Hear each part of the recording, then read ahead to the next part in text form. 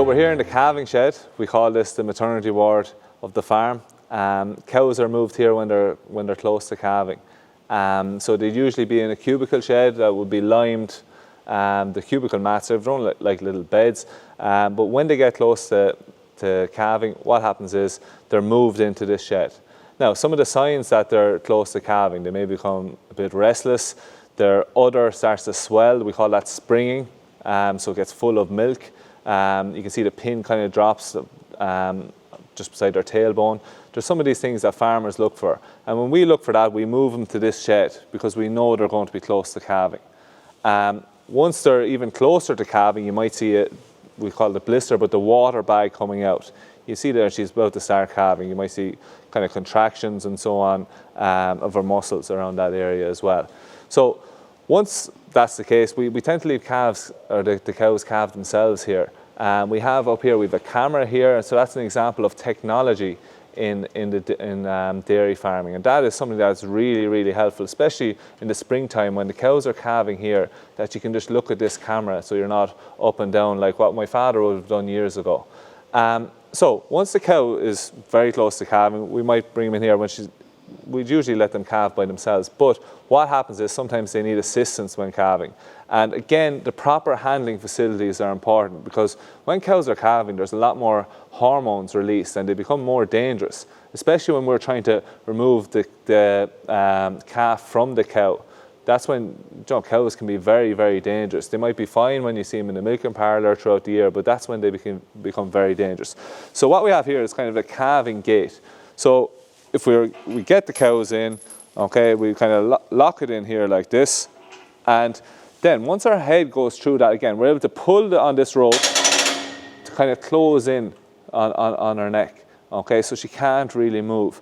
Again, you might see that to have a feel to see is if the calf is maybe coming backwards, it might need a section, or if it's a particularly big calf, what you might do is use what we have here is called the calving jack. And again, that is just you use the ropes here, use the ropes to basically tied onto the feet, and you're able to, kind of like a ratchet, you're able to pull. And again, you do it when the cow is pushing.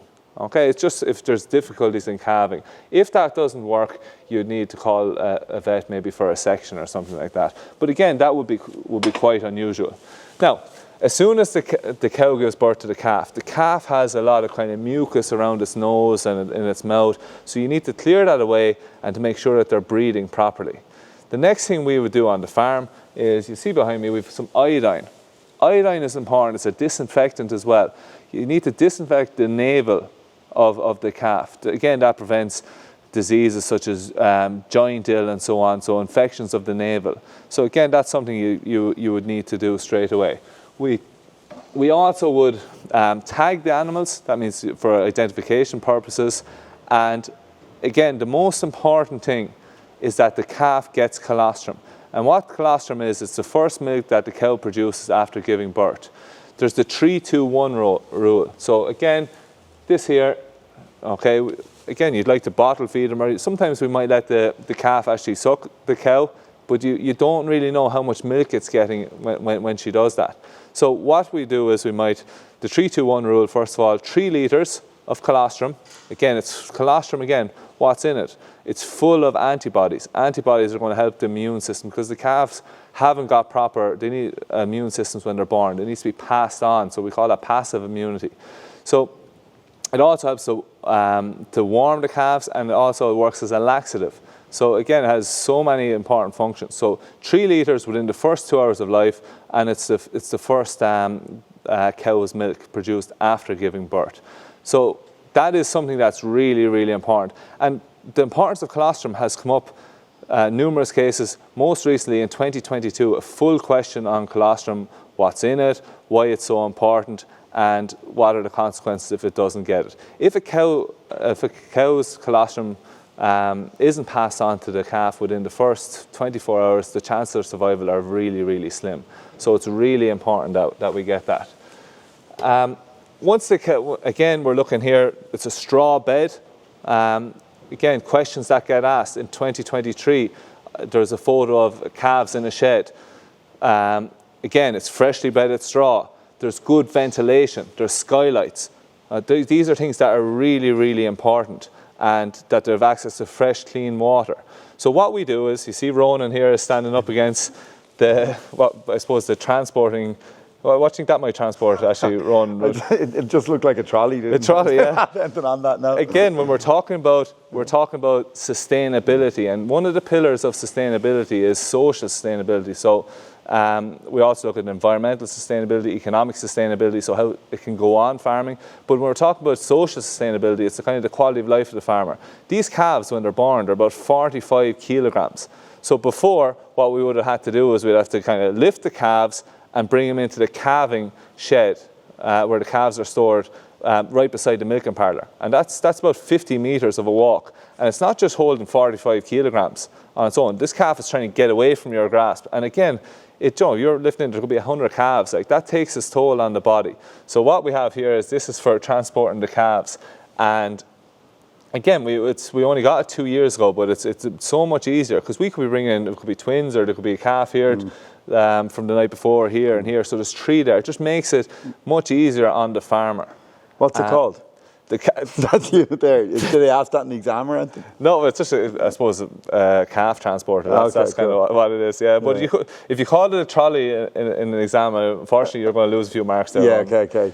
Gotcha. So you might be wondering, so it's July time, but we're actually in a shed that hasn't been cleaned out properly. The reason, usually this shed would be cleaned out, and this goes as farmyard manure, because we'll be talking about in a second, if you look at the slatted shed here as well, that stores slurry. This goes towards farmyard manure, and this is something, a question students get wrong often. It's come up in 2023, 2022, 2023, again, the deferred exam. The difference between farmyard manure and slurry. Farmyard manure, as you can see, has straw in it. Slurry does not. Obviously, farmyard manure here has feces in it, there's urine in it, but there's straw in it. Slurry is just feces and urine. Okay, so they need to be spread differently and stored differently as well.